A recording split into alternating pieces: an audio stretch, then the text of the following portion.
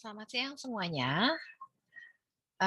Kita akan lanjut ke materi berikutnya setelah kita bicara mengenai apa use selling technique dari slide 1 sampai dengan slide 31. Kita akan masuk ke materi Asian Toolbox, yaitu point of sales handling technique. Oke, tapi di materi ini kita tidak akan mempelajari semua hal. Karena di materi ini, di Asian Toolbox ini, dia lebih ke bagaimana cara melakukan penjualan. Lebih banyak ke barang, gitu loh. Jadi bagaimana cara mempergunakan mesin, bagaimana caranya untuk mengemas barangnya, gitu kan. Jadi ini tuh lebih ke barang, gitu, tidak ke jasa. Jadi kita akan mengambil beberapa materi saja yang ada di materi Apply Point of Sale Handling Teknik ini. Anda bisa baca keseluruhannya. Silakan Anda cek di sini page-nya ya.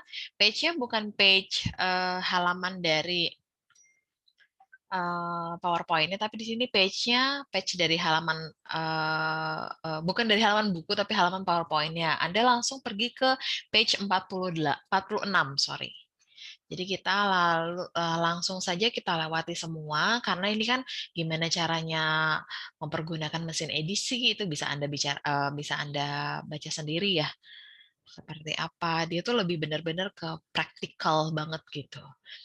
Sedangkan kita lari ke halaman 46 gitu. Yang akan kita pelajari dari materi ini adalah ini dia. Optimize sales for each transaction as appropriate. Bagaimana cara kita untuk mengoptimalkan setiap transaksi penjualan kalau memang dibutuhkan gitu. Di sini dikatakan bahwa business owner and manager expect all frontline staff to optimize sales for the organization as a standard part of their ongoing role and responsibility. Dimanapun Anda berada, kalau misalnya pun tugas Anda adalah sebagai salah satu fungsinya ya, tidak pure tugas Anda menjadi seorang tenaga penjual, tapi kalau misalnya salah satu dari fungsi Anda yaitu melakukan penjualan, kita tahu kalau di travel agent kan tidak ada yang pure bertugas sebagai penjualan gitu, tapi sekaligus operator, sekaligus juga consulting gitu kan, konsultannya gitu kan, jadi uh, berbarengan gitu. Nah, salah satunya juga harapan dari seorang owner atau business owner atau manager adalah seorang staff atau karyawan atau tenaga penjual diharapkan dia bisa mengoptimiskan gitu loh penjualannya. Dia harus bisa meng-create sales and represent gitu loh. Jadi jangan sampai uh, tidak hanya berfungsi sebagai di sini diharapkan adalah katanya Anda juga tidak hanya berfungsi sebagai yang berjualan menunggu gitu kan, tapi Anda juga bisa menjadi order makers dan order takers gitu loh. Jadi sesimpel itu gitu. Jadi jangan sampai Anda hanya diam aja nunggu gitu juga, tapi Anda juga coba kalau istilahnya sekarang tuh jemput bola gitu, datang. Nah, itu juga bisa menjadi salah satu gitu loh. Lalu di sini dikatakan dari si order makers dengan si order takers itu adalah intinya adalah harapannya adalah mereka bisa mengoptimiskan sales gitu loh dari setiap transaksi. Gimana sih caranya? Katanya di sini dikatakan pressure must never be placed on customer to buy. Customer do not appreciate and will commonly biasanya reuse to buy what being offered, refuse to return the business on future occasion. Lalu dikatakan bahwa all selling effort must be ethical. Mereka harus menjelaskan fitur dengan jujur, akurat, informasinya gitu kan. Jangan sampai ada kesalahan, jangan sampai ada informasi yang salah, terutama hal-hal legal ya seperti refund gitu. Itu kan biasanya harus jelas ya. Lalu di sini fully disclose relevant aspek katanya. Jadi di situ juga Anda juga tidak hanya sebagai tenaga penjual, tapi juga Anda bisa memberikan advice katanya kepada customer gitu tentang ya itu kelebihan mungkin ya, kalau misalnya kita bilang kebaikan berarti ada yang buruk dong Bu. Nah itu mungkin bisa dikatakan bahwa kelebihan-kelebihan dari setiap produk gitu loh, the uniqueness, the value gitu. Lalu apalagi provide complementary items katanya, itu juga bisa loh dijadikan salah satu untuk apa tadi, meningkatkan optimize sales for each transaction katanya. Lalu dikatakan di sini product and service offered in this way should relevance to the customer.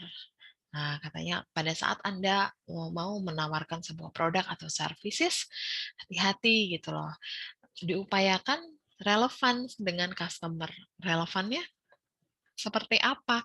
Bu, saya bisa melihatnya, mengidentifikasinya dari apa? Di situ dibilangkan bahwa coba cek their known buying history gitu. Mungkin sebelum-sebelumnya ada beberapa produk yang dibeli oleh jenis customer atau misalnya untuk satu customer ini gitu kan. Atau misalnya mereka lebih preference suka atau tidak suka gitu kan. Misalnya kalau misalnya satu keluarga ini sebagai customer Anda, dia tuh lebih preferensinya untuk pergi ke daerah-daerah yang pantai gitu. Dia nggak suka udara dingin gitu. Atau misalnya dia pernah membeli ke daerah Europe, Amerika, berarti silahkan jual ke daerah yang lain gitu kan. Nah, atau misalnya produk yang dia beli saat itu, Anda juga bisa menjadi referensi Anda ya untuk di kedepannya gitu loh. Jadi jangan sampai jangan sampai Anda menawarkan produk yang sama 2 kali. Nah, itu kan fatal gitu ya. Kecuali memang customer-nya yang meminta gitu. Lalu apalagi atau misalnya dia pernah nanya-nanya nih sebelumnya, tapi belum kejadian nih pembelian. Coba Anda ingat mungkin saat itu tidak jadi pembelian karena harga, mumpung sekarang lagi promo, mungkin bisa juga gitu. Di situ bisa Anda baca ya. Lalu di sini katanya need to create sales katanya. Important to staff to create sales. Kenapa sih katanya untuk seorang staff itu harus membuat penjualan, create sales, katanya untuk generate income ya, income dari bisnis ya, income dari perusahaan akan otomatis bisa menjadi gaji gitu kan. Enhance business viability, kita bicara kemarin tentang kewirausahaan, ada viability gitu kan. Viability ini tuh gimana sih? Achieve nggak sih? Bisa dicapai nggak sih si target-target itu? Secure jobs, gampang. Maintain increase market share, ya pasti. Deliver a better service experience to the customer, ya betul kan. Mungkin customernya bisa menjadi repeaters. Repeaters berarti orang-orang yang mengulang lagi pembelian gitu kan. Jangan sampai Anda treatment service-nya malah jadi semakin rendah gitu. Ingat, mempertahankan customer itu jauh lebih sulit dibandingkan mencari customer yang baru. Itu yang harus Anda ingat. Gitu. Jadi tidak hanya customer itu kita tidak hanya untuk mencari yang baru, tapi ingat bahwa customer juga tetap harus di-maintain gitu loh. Lalu di sini dikatakan bagaimana optimizing sales. Teknik for optimizing sales may include making buyer aware of the things which are available. Pasti. Ya kan? Ini sama saja Anda juga harus mengerti bahwa product knowledge Anda juga harus tahu gitu kan. Jangan sampai eh, Anda tahu nih kalau misalnya lagi season ini lagi high cost atau lagi high rate gitu kan. Yang mana yang lagi low rate-nya gitu, itu harus Anda kasih tahu juga gitu kan. Anda bisa memberikan rekomendasi, Anda bisa memberikan suggestion gitu kan. Atau misalnya ada yang lagi promo, coba tunjukin siapa tahu customer yang senang. Apply upselling teknik katanya di sini. Upselling teknik itu seperti apa sih upselling? Kalau upselling itu sama seperti kayak gini nih. Orang di hotel ada tamu menelpon ke bagian reception. Saya mau cari kamar eh, yang kosong di tanggal segini. Saya mau check in tanggal segini misalnya. Karyawan hotel reservasi akan bilang, oh ya kebetulan ada yang kosong ibu mau jenis kamar yang eh, superior atau yang deluxe atau yang junior suite atau yang mana gitu misalnya. Ah, Kalau customer kan pasti akan melihat yang paling murah yang mana, Mbak? Yang superior, ya udah yang superior aja. Gimana cara melakukan upselling? Anda bisa menawarkan gitu, Bu, yang deluxe ini lagi promo loh, Bu, gitu misalnya. Atau Ibu nggak mau menambah yang deluxe aja, kebetulan yang deluxe lagi mirip harganya sedikit tapi fasilitasnya lebih banyak. Nah, hal-hal itu yang bisa Anda offering. Kalau misalnya di dunia travel mungkin ditanyain, Ibu nggak sekalian untuk nambah ke satu negara lagi atau misalnya Ibu nggak mau nambah hari aja gitu. Hanya beda sedikit. Nah, biasanya kan customer tuh akan tertarik kalau misalnya ternyata price-nya lebih beda sedikit. Itu upselling. Gimana kalau misalnya apply add-on sell teknik gitu. Misalnya, nggak mau nambah misalnya nih ya. Oke, misalnya gitu, dia sudah membeli barang A gitu loh. Kita offering lagi barang yang B atau C yang memang dibutuhkan sekalian gitu loh. Pernah ada kesualayan, misalnya swalayannya udah lihat gitu kan, Anda membeli alat-alat gitu kan misalnya, atau nggak usah alat-alat deh, gampang deh yang ibu-ibu aja deh yang gampang ya. Misalnya dia udah ngelihat deterjen dibeli, ini dibeli, langsung dia offering, ibu nggak sekalian beli apa sabun cuci piringnya gitu kan. Oh iya, mungkin si customer-nya gitu kan. Mumpung lagi promo, Bu. Atau misalnya, oh enggak, aduh Bu, sayang lo dilewatin. Gitu-gitu. Nah, akhirnya jadi add-on. Menambah lagi purchase item yang lain. Gitu.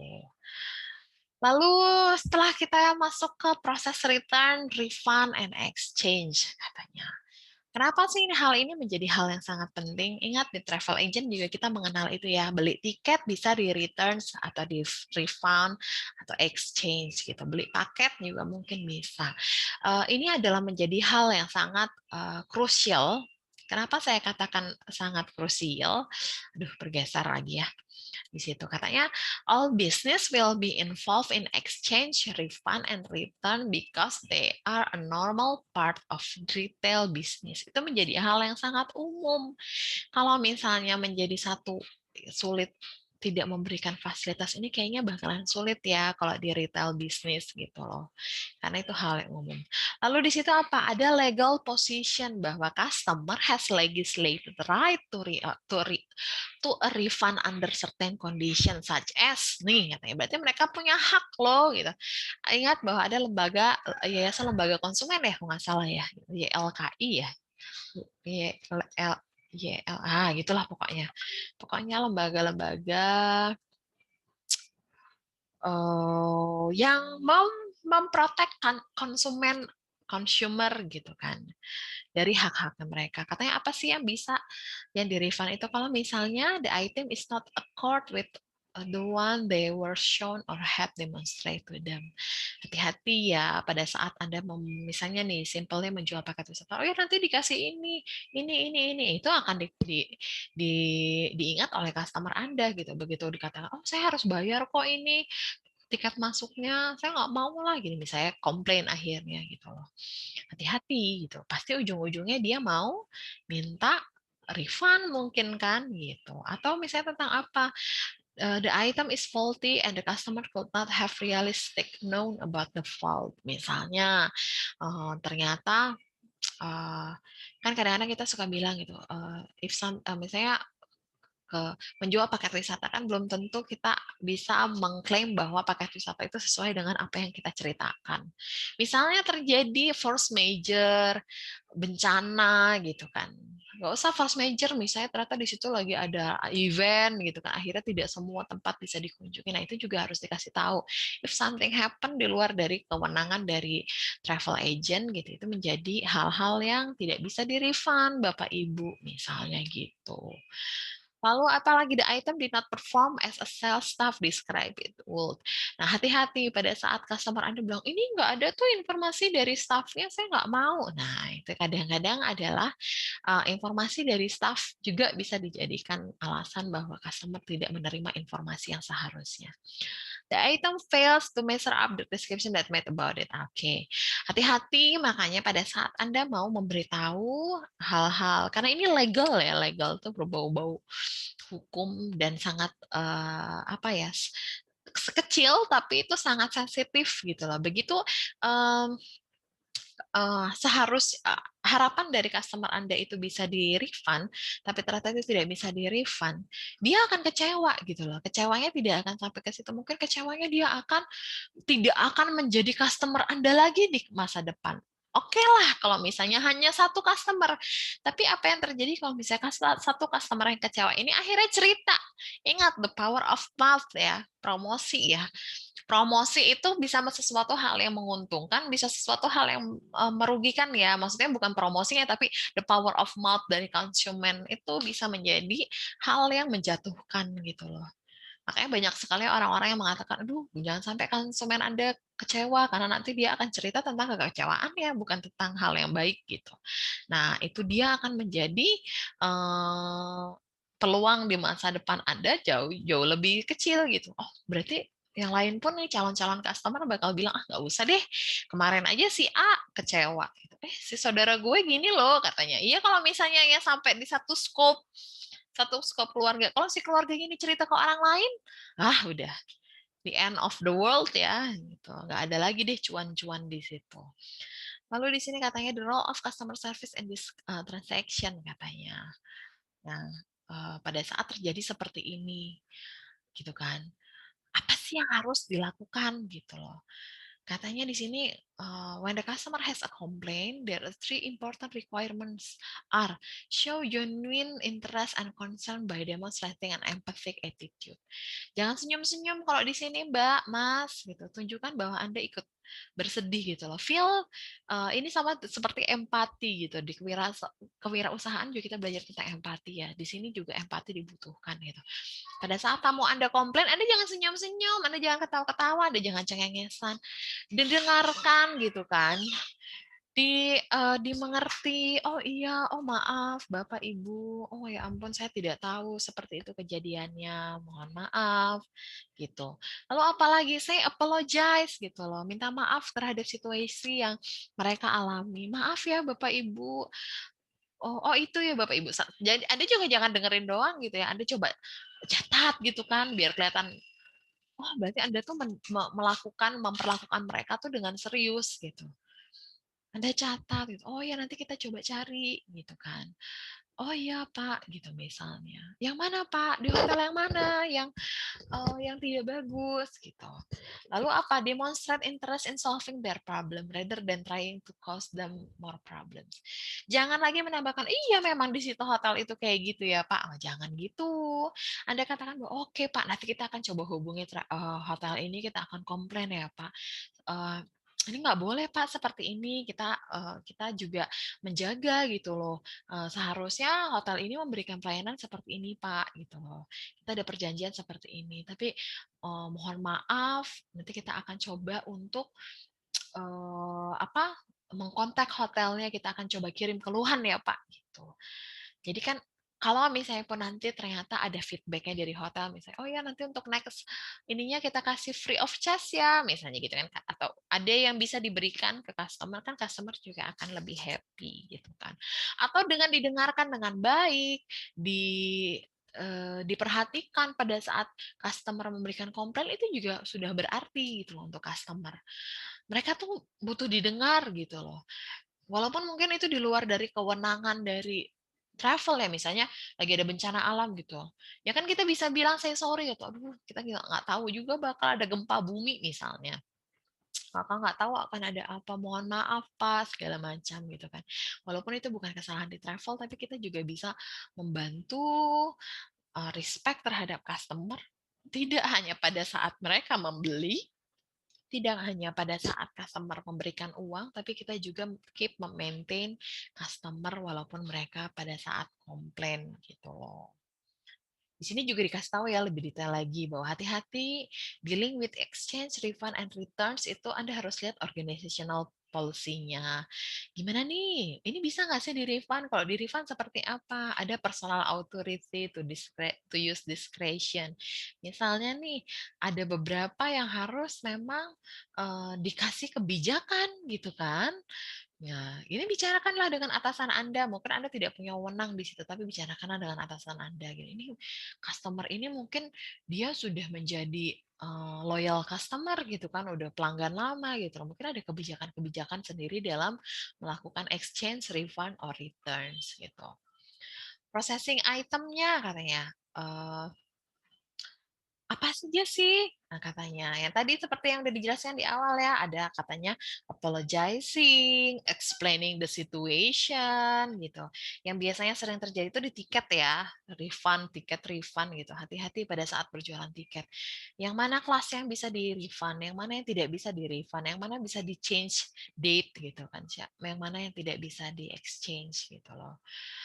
Lalu apalagi verifying proof of purchase gitu. Ini biasanya ke barang ya. Betul nggak sih memang orang ini yang mau beli barang atau misalnya yang beli bapaknya kok yang minta refund anaknya ya. Is it possible or not gitu. Itu juga harus Anda cek. Lalu contacting supervisor misalnya nih beberapa hal tidak menjadi kewenangan seorang staff gitu loh. Mungkin butuh supervisor atau manajer gitu loh. Silahkan gitu loh kan minta advice atau guidance gitu. Ini gimana nih prosesnya dan segala macam. Biasanya secara psikologi customer yang komplain atau customer yang minta exchange segala macam, dia akan berbeda sikapnya pada saat dia bertemu dengan atasan gitu loh. Atasan atau ya pokoknya atasan dari seorang staff gitu, jangan staffnya yang handle karena biasanya mereka akan appreciate di handle oleh orang yang jauh lebih levelnya tidak sebatas craft gitu atau sebatas staff gitu. Itu salah satu psikologi ya, faktor psikologi itu bisa Anda lihat. Lalu apalagi recording the process appropriate. Oke, nah ini juga ya, Anda juga harus lihat, gimana sih rekaman pembeliannya? Misalnya kita betul nggak sih Bapak ini melakukan pembelian dengan harga segini dan segala macamnya. Gitu, oke? Ini adalah sekian dari 2 poin yang tadi kita bicara tentang poin proses return, refund, and exchange. Lalu satu lagi kita bicara mengenai optimize sales for each transaction as appropriate. Silakan Anda baca lagi semuanya. Seperti yang tadi saya bilang bahwa semuanya itu yang di atas itu lebih ke bagaimana cara menggunakan mesin edisi, bagaimana cara memasukkan apa ya penjualan atau misalnya barcode itu seperti apa. Nah, mungkin di situ akan banyak penjelasan. Oke, jadi untuk materi Asian Toolbox untuk apply point of self handling teknik kita hanya akan belajar 2 poin itu di halaman tadi ya di page 46 sampai 48. Oke, sampai ketemu lagi di next topik. Terima kasih, selamat pagi semuanya.